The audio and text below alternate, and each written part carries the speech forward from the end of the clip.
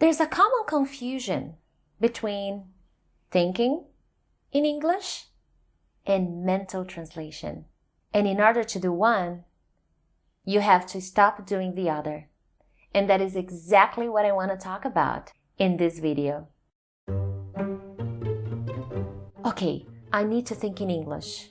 Okay, what now? Sport. Okay, sport. I'll talk about sport.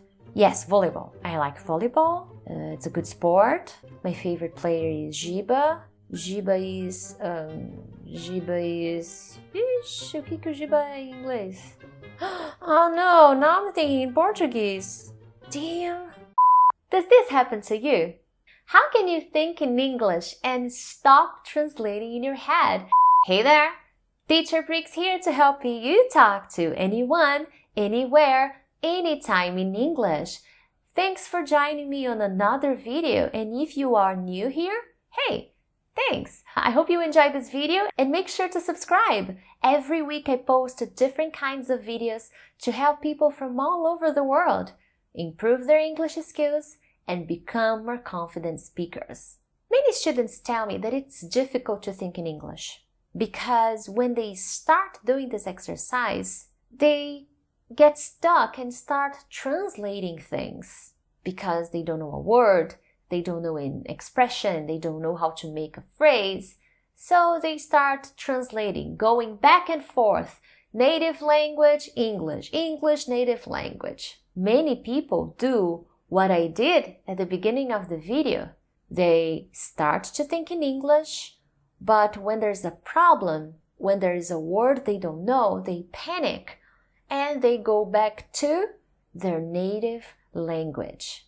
Another possible situation is when students start in their native language. They do all the mental planning in their language, and only after that they start thinking about the phrases they were thinking before in their language. That's mental translation. That's not thinking in English. To do this exercise, you need to understand there is a difference between thinking in English and mental translation. You may also have some problems in terms of your limitations. You are learning. You are an English learner. So sometimes you may have vocabulary limitations, verbs limitations, structure limitations, simple present, simple past, present perfect. Well, you don't need to know all these names, but you probably need to know how to use them, and you may have this limitation as well. Now, to truly think in English, when you are doing this exercise, you need to start in English and keep going, okay? But then you may have a question, but Priscilla, okay, I started thinking in English, but suddenly there's a word or phrase I don't know. How do I do it? I have to stop. You know, when that happens to me, I explain to myself, well, I don't know this word in English. So I will try to think of another phrase, of a different way to say it. Okay? So this is something you can do. Another possible problem that caused you to have this issue of not knowing the word is the preparation. That's why I make so many videos here on my channel where I show you how to think in English and talk about your routine, how to think in English and talk about likes and dislikes. This is preparation, and that's where many students fail to do. If you don't prepare yourself, when you try to think in English, you won't do it because we are not Americans, we are not Canadians, we are not Australians.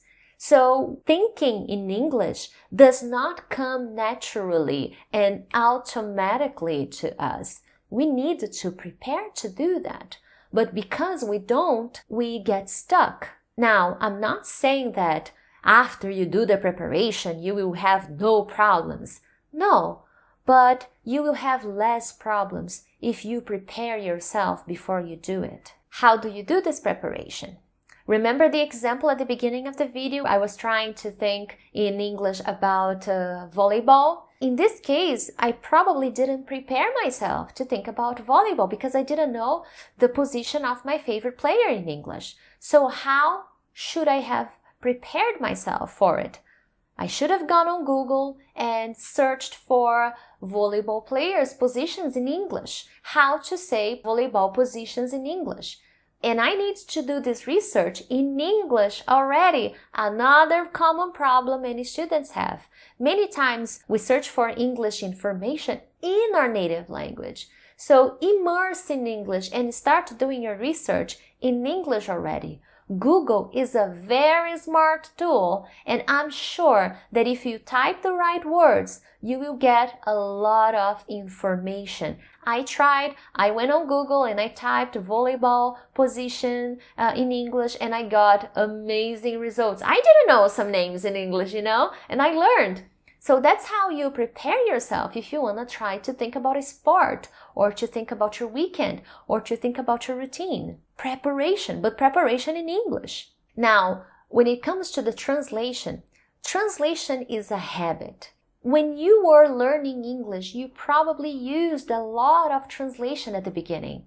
And it's okay. In the beginning, we are a little lost. And if you're studying alone, it's difficult to have the right guidance and the right directions. So you probably used a lot of translation at the beginning. And I'm not saying that translation is 100% bad. Sometimes we need to do a little translation. It happens.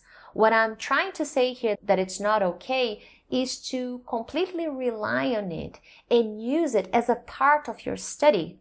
And that's what happens to many of us. So you were building this process for a long time.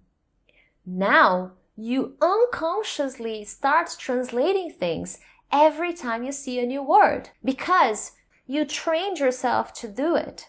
So now you are at a higher level. You're trying to stay in English all the time, to think in English all the time. You are having problems because you trained yourself to do the opposite. Okay? How do you break this habit?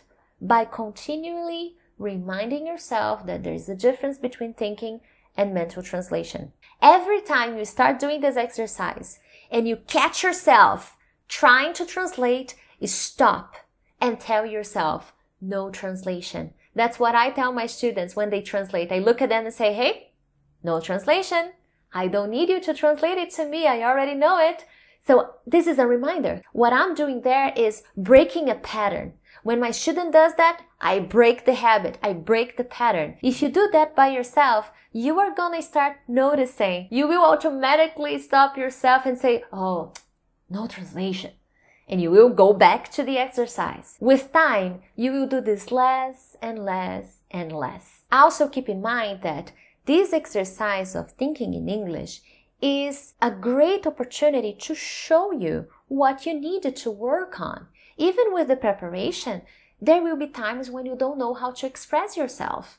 And it's okay. This is exactly why you do that, so that you can better prepare yourself for when you have to talk to someone at a meeting or when you are traveling around the world. So this is preparation for the real world, when you are gonna communicate and talk to different people, so that you can think faster of what you should say next.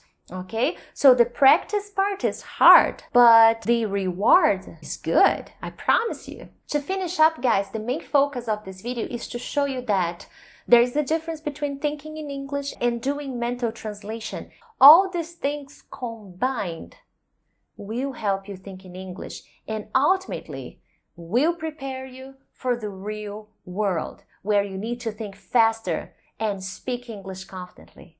I hope this video was able to give you some ideas of how to change your habits and the importance of paying attention to whether you are thinking in English or whether you are translating in English. And if you are translating, don't feel frustrated, don't feel bad. Change that today. Start practicing and prepare yourself before you can do this exercise.